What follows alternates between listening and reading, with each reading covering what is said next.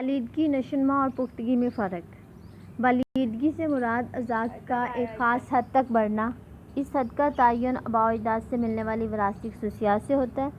سر کا سائز، ہڈیاں، عضلات اور قد وغیرہ میں اضافہ ایک خاص عمر تک ہوتا ہے۔ بالیدگی کا مکمل تمام عمر جاری نہیں رہتا، بلکہ اعضاء کی تکمیل کے بعد یہ سلسلہ رک جاتا ہے۔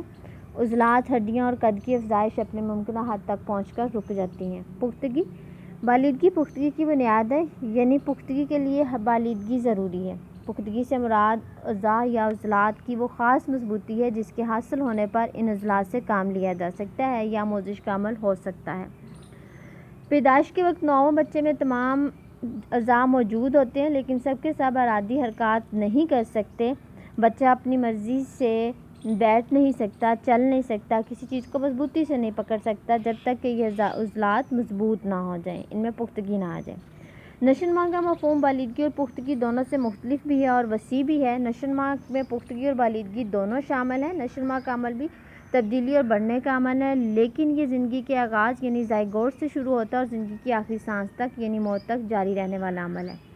بالیدگی کے مکمل ہونے پر نشوونما کے تحت خلیات، عضویات اور اعضاء میں تغیرات یعنی تبدیلیاں جاری رہتی ہیں۔ نئے خلیات تعمیر ہونے کے ساتھ ساتھ پرانے خلیات انحطاط کا عمل بھی آتا ہے۔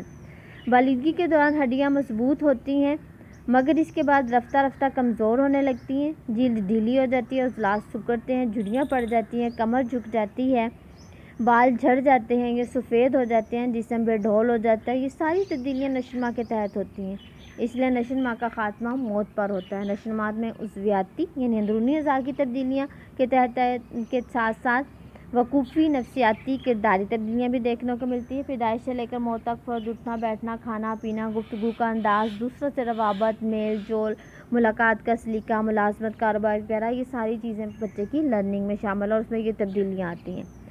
ان شارٹ ہم کہہ سکتے ہیں کہ بالیدگی کا عمل عمر کے ایک خاص مرحلے تک جاری رہنے کے بعد رک جاتا ہے۔ اس مرحلے کا تعین وراثت سے ملنے والی خصوصیات بھی ہوتی ہیں۔ پختگی اس دور کو کہتے ہیں جب اعضاء میں اتنی طاقت، قوت اور مضبوطی آ جائے کہ آموزش کا عمل شروع ہو سکے۔ مثلاً ہاتھوں کی گرفت کا پختہ ہونا لکھنے کے عمل کے لیے بہت ضروری ہے۔